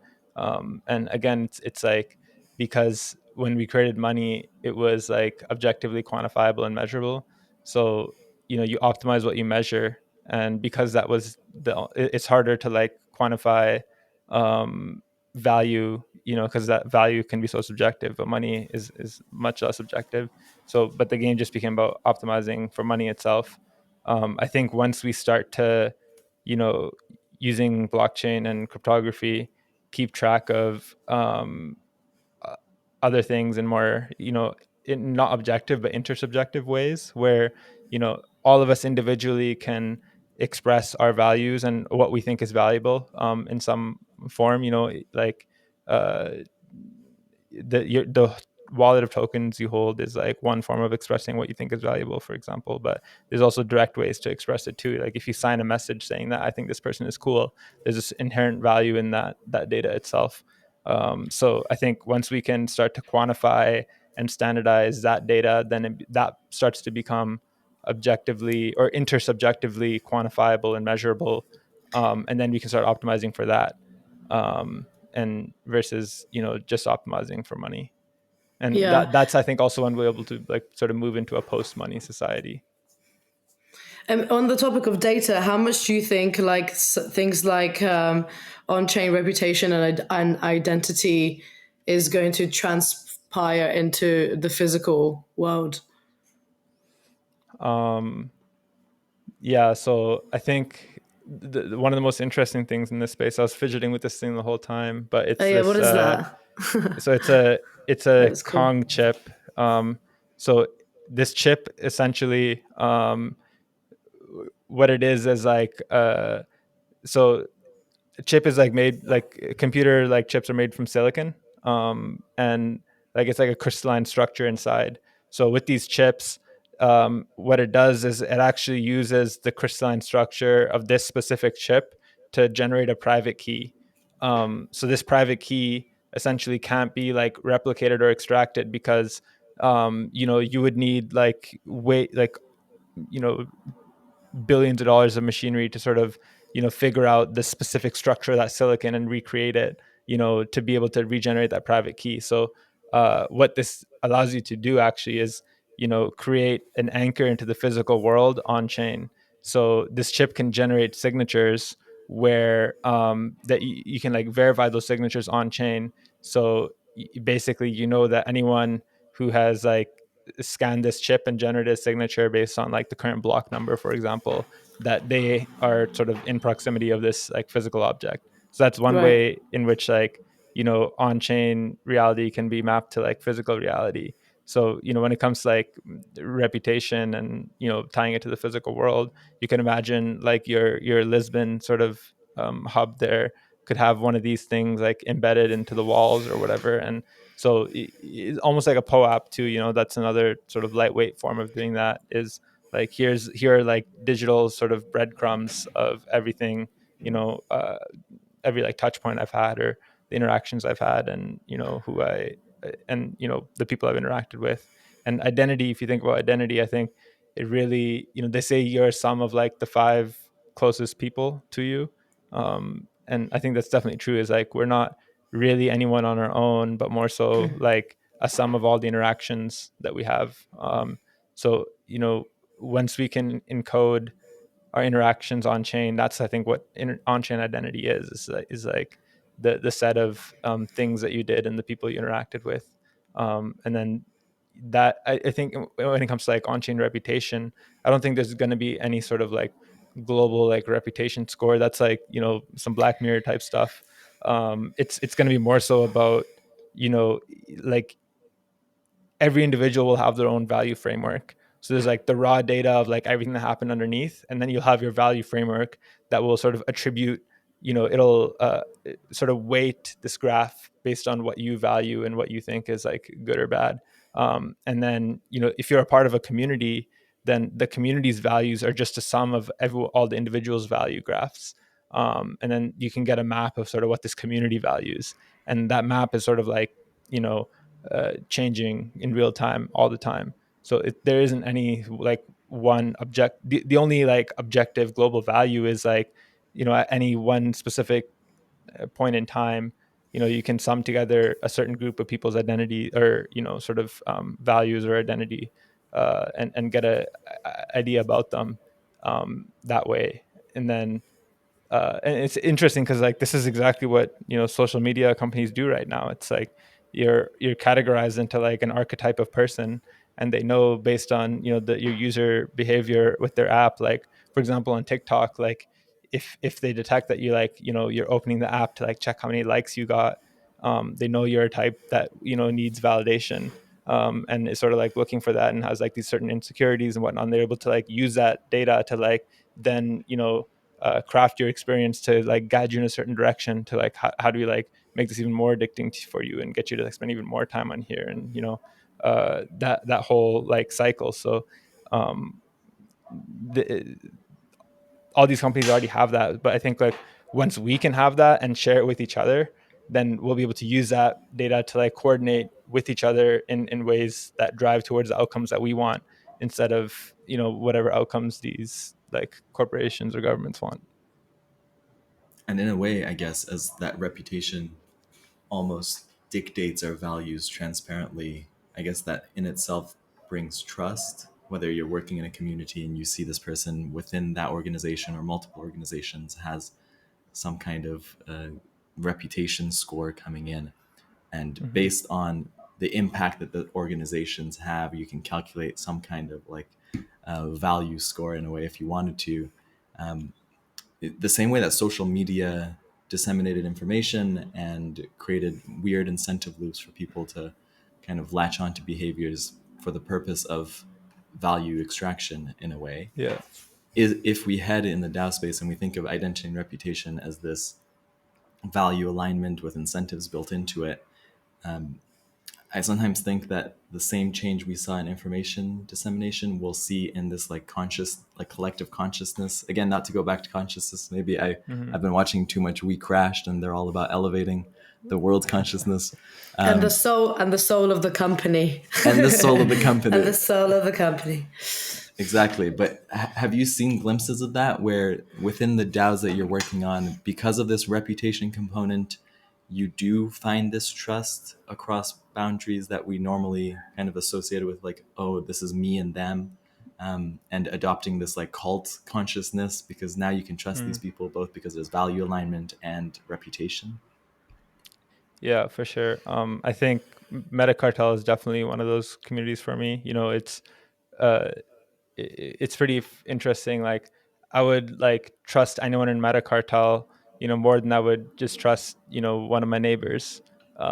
Even though I probably never met them, just from what I know and my experience, like with the community and spending time there, and sort of how it's curated and how the values sort of propagate. And I think one really important, interesting aspect of Metacartel is that it was like completely like non-financialized. In fact, it was like anti-financialized, because to like join it, you had to like pledge 10 ETH, and then that money was just going to giving grants. There's like no returns whatsoever in a financial sense ever expected, or even implied or anything. And the interesting part about that is like it shifts your mindset to then now like I'm not engaging in this community for financial reasons or financial return. So how am I going to get value out of this? And then that's why I think in Metacartel there's like so much more value that accrued on the social layer, and the cultural layer there, where and the trust layer there, where we all sort of there's like a certain like filter that people who are like people who didn't like get it or see it, like it doesn't make sense to them, like, wow, I just pledged 10 ETH to give it away to other people. But people who align with the values, it was definitely something they wanted to be a part of, and the community there is like really incredible. So I think within there it's really about how the most value I gotten out of it is, again, like information distribution is like there's people, incredible people here, like across the whole ecosystem, and I don't have to like keep up on like everything on Twitter and sort of like feel like I'm falling behind or anything, because like if something interesting is happening, like someone in Metacartel will like be on it, or like mention it, or it'll like bubble up somehow. So that is really kind of liberating. It's like I only like maybe spend like an hour a week on Twitter max, Nice. which has been nice. And I think that is because I have a like good strong community of people that I can trust and interact with and share information, and stuff like that. Whereas otherwise culturally, like people almost like encouraged not to talk about money and not to talk about these things, and I feel like that's also like a psyops of sorts, because if people don't like talk to themselves about how much they're getting paid and like how to like make the most money and like help each other with that, then there's more money to be made by the corporations above that can keep that in check. But this is, I think, like one of like the really amazing things about like the Jewish community. One of my friends who's Jewish, like he tells me like growing up, like at the dinner table they would always like talk about money, like, oh, here's like the situation. Like it wasn't anything like shied away from at all. And if you look at that community, it's like there's a very much a culture of like spending within that community and like helping out within that community. So uh, I think that's something that's important to recreate or sort of revive, is not being like afraid to like help each other out, but instead like looking for opportunities to help each other out, instead of like thinking like I'm going to help him out and then he's going to like surpass me. Like that's I think culturally too, I think um, like Muslim community, I feel like is pretty bad for this sometimes. Like it's a lot more like, I think, not individualistic per se, but like it's like ego competitive thing, like not wanting to see like the person beside you do better than you, when in fact we should be excited for that to happen. So yeah.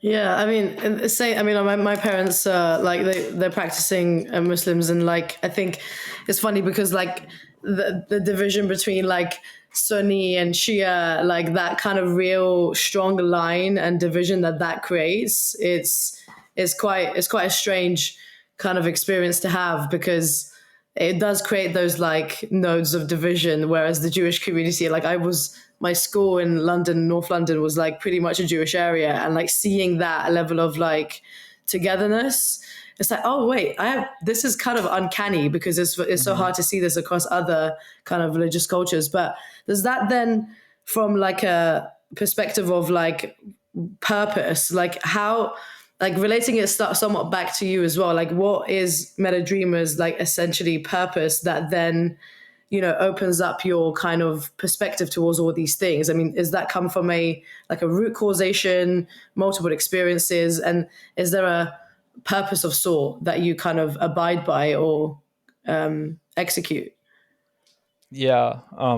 I think for me it's like I'm always like sort of thinking from like an engineering mindset. And engineering, it's all about like optimization in a way, of like how can you, if you have a project, like how can you do this project in the shortest amount of time, with the within budget and like with the resources we have.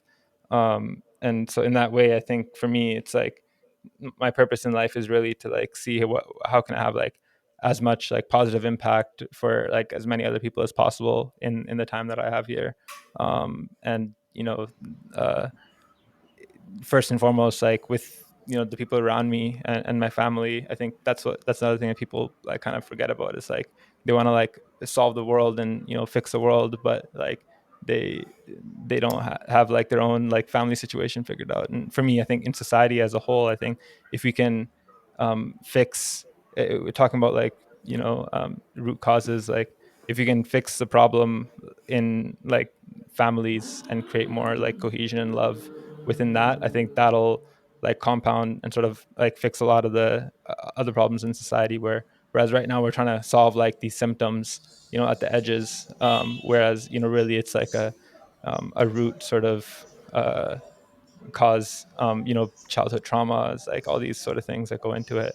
But family, I think, is an incredibly important thing, and people find that not even if they don't find it with like biological family, at least they like create sort of families of their own, Yeah. in their communities and whatnot. So yeah, I think to me it's like maximizing positive impact in the world around me. but not at the expense of my family, but for my family too, first and foremost, and the people around me and my community, and then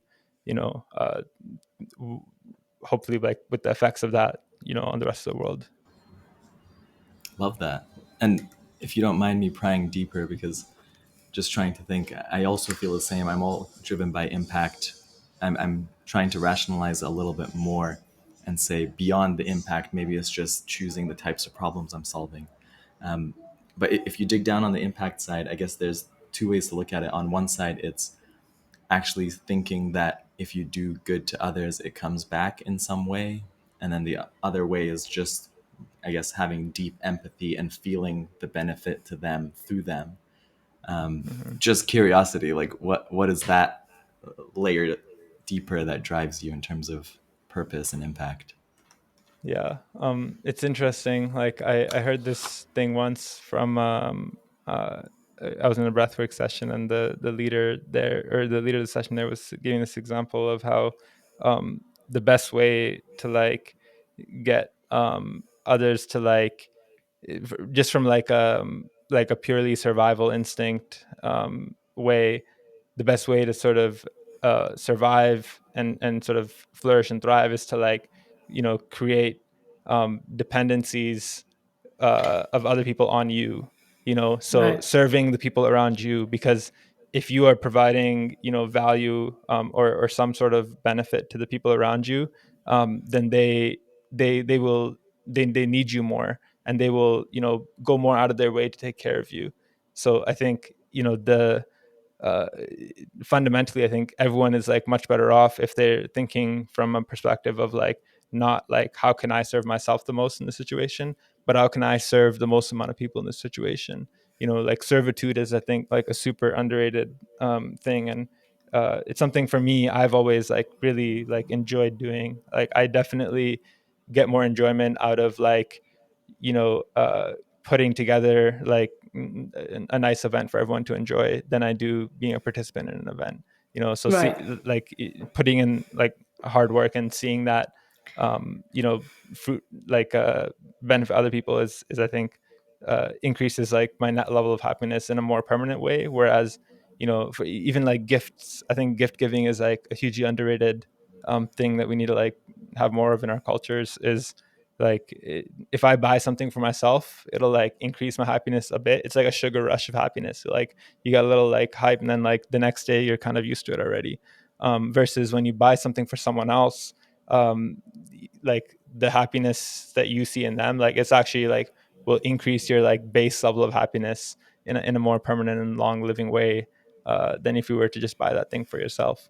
So that is, I think, something instinctual in humans, that is like this root sort of cause for us to want to like seek positive sum and do these things. So for me, yeah, it's like how can I you know it, like serve the people around me in the best way possible. Yeah, I think also like one of the practices that I try to do at least often is like some of the practices within Vipassana that enables you to like really pinpoint the number of times you talk about self and the number of times you include self in conversation or in relation to anything, and like trying to remove the word I in Mm, sentences or in communication is actually really difficult, mm, because there has been this like societal culture in which like there is a lot of I in a sense in mm, in decision making as a whole, or even communication with anyone. And so that let go of self, but also understanding, like you talked about dependency, and we talked about dependency earlier, but it's also about this kind of innate human feeling of attachment towards a certain thing. And so the practice of Vipassana can also try to get you away from detaching yourself from predominantly, materialistic things and self-gain, but yeah, also not really doing karma for the sake of doing karma because you're going to get it back at some point. Like that yeah, just kind of defeats the entire purpose. for sure. So I do opt in for one of your Costa Rica retreat to have a Vipassana 10-day Vipassana retreat. I'm down for. So let's make that For happen. sure, let's do it. Yeah, DAO Camp 2 will be next year, Yeah. so we can make that happen. Oh, But actually, I came across a new one called Happy Goat. Have you come across that one? Happy Goat.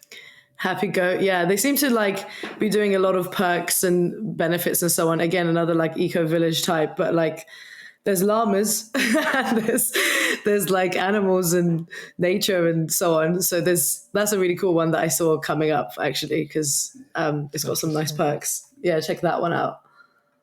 Yeah, definitely send me a link after.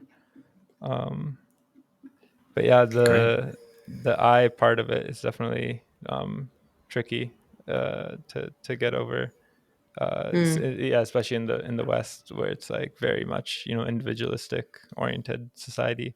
But I think the self restraint too is a big thing, and you see that like becoming more popular now too, with people like doing like intermittent fasting and all these things. Like it's Yeah. once you like there's like the in Arabic it's called like nafs, but like the level of like yourself essentially, or your perception of self. There's like three levels to it. One is like the lower self, which is like the purely like animalistic self, which is like responding to like dopamine, like like purpose being to like you know uh like have sex and eat and do these things. Then there's like the middle self, which is like struggling against the animalistic self to sort of become the more higher self. And then the higher self, which is the one that's sort of like the enlightened self, sort of the fulfilled self that is above those animal, or like not subservient to those, like the animalistic self anymore. And I think once you start to like get attuned to that, you can then, it's like it's almost that like that self that you have inside you is almost an incredible tool, because you just do the opposite of what it wants to do, and then that's like your path to happiness. Is if you look at like food, for example. My wife's a dietitian, so like the whole food side of it too is like interesting to me. But the with food, if you only eat what you like really want to eat, it's like you'll get wrecked, because you'll just be eating pizza and candy and chocolate, and not that's not the best path for you. But if you eat the things that, if you do the opposite and eat things you don't want to eat, that's actually the best way for you to like get the like long-term happiness and fulfillment. Same thing with like working out, exercise, all these things. And like once you're like attuned to that, then, and you can like keep that in check, then it's like super super powerful. And it's all these things, like like growing up, I was raised Muslim, but in university, and I was like not really practicing at all. I didn't like because the way I was like taught, like growing up, or when I was raised, it was like very much like, do this, like don't do this. Like it was never about the why, just more about the what. But like now starting to like see these things and like understanding like more of the why, and then realizing the practices being sort of like a mechanism to like not, it's not about the practice itself, but sort of the mindset it puts you in, with like fasting being one of them. And then like prayer 5 times a day is like incredibly effective, because it's like if I can't coordinate myself to like Right. spend 5 minutes 5 times a day to do this thing, then I can't coordinate anything else either. So it's this like practice of like self coordination, where you're purposefully like telling your body or your mind to like, shut up now, I'm going to control, I'm going to like do this. And that discipline, then once you start doing that, things around you just start falling into place and coordinating. So if you can like be coordinated internally, then your external space starts to become coordinated better too. So I think again, the root cause is like really looking at the self, and overcoming the self, and being able to like coordinate the self will go a long way. Love it. So many life lessons in here. And maybe just to kind of add on one last topic in this, you mentioned kind of putting in the hard work, sitting in the tension, or I think it came up in many different examples where you were saying gift giving and putting in effort to kind of get something greater, or working on yourself, fasting, kind of pushing against the resistance to come up stronger on the other side. I guess that's one trajectory. The other one is not over controlling and letting it be more emergent. Mm-hmm. And I think both of these factors are tensions that I like to sit between, where I'm kind of like, let's work hard, let's move in a direction that has the most resistance and highest leverage Mm-hmm. impact point, but at the same time, kind of not over designing, or at least designing for emergence. Mm-hmm. How does that come into play in your day to day, the projects you're involved with? Yeah. Yeah, for me, it's like I have ADHD, so like pretty much everything is like ultra emergent. I really, have no idea what I'm going to be doing even like 2 weeks from now a lot of the time. So, uh, it, but I think the way those two things I think come together is the those are the constraints essentially. They're like, because if you just have like, chaos, it's like kind of like wasted energy. Chaos in every direction, you're not going to get anywhere with that. So you need some level of constraints that can act as like the barriers, but then within those barriers you have like this design space to like bounce in between. And if you hit a barrier, those are your like principles or values essentially, of like, you're not going to go outside your principles or values, but within your principles or values, it can be emergent within that. And those constraints sort of contain that energy and direct it in a certain directions that you can sort of make directional progress, but without sort of becoming like a dogma, or a bureaucratic thing where you're only just like doing this one like mechanical thing, and you don't like allow for anything else to happen.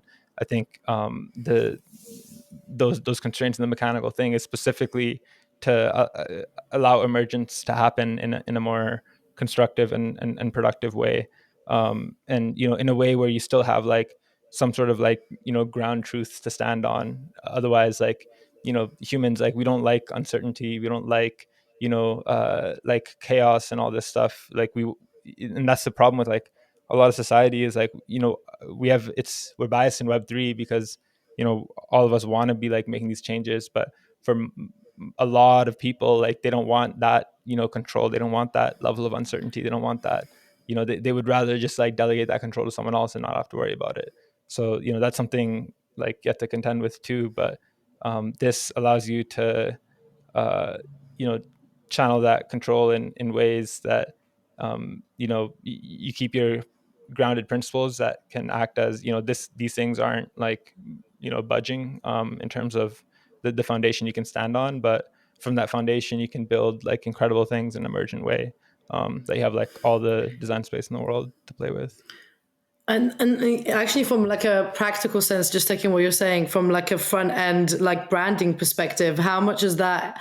How much do you find? Because I guess with all the things that you're working across, like how important is branding, messaging, like a tone of voice across all these projects? Is there like consistency throughout with an element of like freedom and fluidity?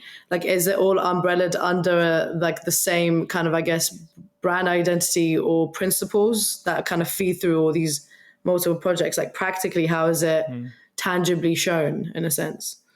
Yeah, I think more of it as, in like the Web 2 or legacy world, it was more about people like molding themselves around organizations. So it's like, here's an Right. organization and you're sort of coming into it and like molding yourself to it. In Web 3, I think it's different. It's organizations molding themselves around people. So for me, like, everything I engage with or touch, I have like my certain like set of values and beliefs and whatnot. And then everything I touch, it will sort of just like shift it towards this, a little bit. The more proximity I have to it, the more sort of I'll pull it in closer towards me, or shift it in that direction. But it's not necessarily oh, everything like has to be this specific like controlled thing, but more so just from the fact I'm engaging in these communities and spending time there, like, I will have some sort of like shift in the people's thinking who I'm engaging with there, and they'll have a shift on me as well. So just as much I'm pulling on them, that the people I choose to engage with are pulling on me. It's like gravity in a way, like the sun is pulling on the earth, and the earth is actually pulling on the sun too. And it's all sort of in this balance. So um, yeah. Very cool. Yeah, and I think we have hit the 2 hour mark as well. So just winding down, we've covered so many interesting topics. I hope we continue the conversations offline and online. Is there anything that you wanted to bring up, or anything people should really look into more as we transition into more of like a bear market Web3 world driven more on values and culture and connection? Um, yeah, I would definitely say uh, look to I want people to really think about what their that's the nice thing about bear market is you're not always chasing oh, what's the thing I need to be doing right now, based on whatever the current hype is. But you can sort of sit back and sort of get a sense of what's the best thing that I can do that it's the concept of ikigai. It's the sum of or the intersection between what you're good at, what the world needs, what you can be paid for, and one other thing I forget. But once you can just really think about what that is and find those communities in which you can um, uh, find the communities in which you can make that happen, and really focus on the instead of the first primary thing being how can I make money, really just focus on what's the deeper goal here, and work directly towards that. It's and and then once you go for that, then more success will come than if you try to chase success directly, in that sense. So yeah. And then I guess I'm excited for MCon in September. I think that'll be a really great time to reconnect with a bunch of people, and get the there's a lot of cool stuff a bunch of people have planned for that. So looking forward to seeing people there and connecting deeper, and cultivating community. That's awesome. I mean, there's always, for Web3 related stuff, or people that are trying to get into it, there's always this question of where do I go first to find out about Web3, or how to get involved. But it sounded like your kind of suggestion was very much kind of, it's a subjective approach whereby once you get into it, I really felt like I started to find my community naturally that was driven by the stuff that I was doing, and also kind of, I guess, purpose or values. And you kind of really nicely fit around an ecosystem that share that. And it seems like that's probably the best advice that one can give. But other than that, is there any other way in which people can engage with what you're doing, or are there any certain asks that you have that we could share that could also help you and contribute to what you're doing as well? Um, hmm. I mean, if you're interested in anything to do with fashion or the metaverse, then definitely check out MetaFactory.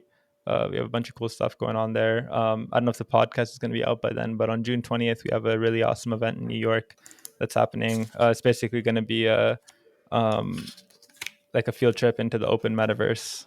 We have this really cool venue with Nice. projection mapped walls and floor, that we use to show some cool visuals, and interactive experiences about open metaverse and open metaverse standards and interoperability, and sustainable fashion and all that stuff. So if this podcast Nice. comes out before then, and if you're in New York at the time, definitely come through.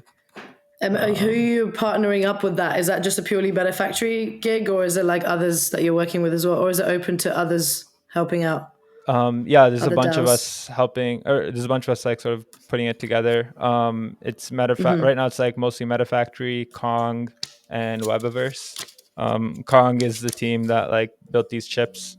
Okay, We've been working with them the last couple of years, and they have their own DAO and stuff. So a lot of cool stuff going on there. And Webaverse is a project that's building a bunch of tooling for web-based metaverse. So instead of metaverse being some platform owned by a specific company, it's just it's more like the internet, where each world is just a web page, and you can link between multiple worlds, and people can host their cool. own worlds and stuff. So they've built a lot of cool interoperable metaverse tech. So yeah, we're Yeah. also working with them, but also open for anyone else to participate. It is really just meant to be a collaborative gathering space for us to showcase everything we're working on, and to see what others get inspired by, and and get inspired ourselves. Nice. I think depending on the time, but I think one DAO that you might find interesting from an art perspective, art AR perspective, is called Art Sect.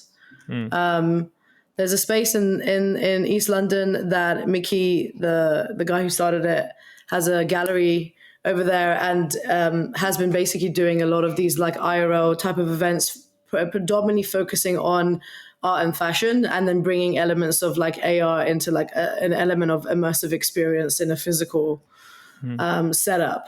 That could be an interesting one to have a look at. And yeah, Yeah, for I'll sure. connect you to those as well. Yeah.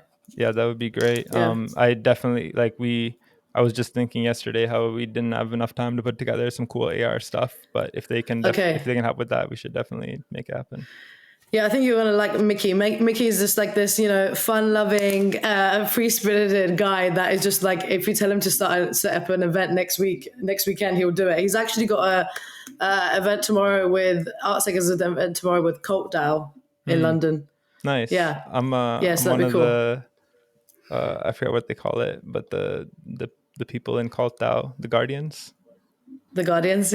Yeah. Guardians. That was such a Fun great project. in terms of like reaching out and tapping people. That's just part of Yeah. the essence of where this could go in terms of having this voice and cult like value. For sure. Yep.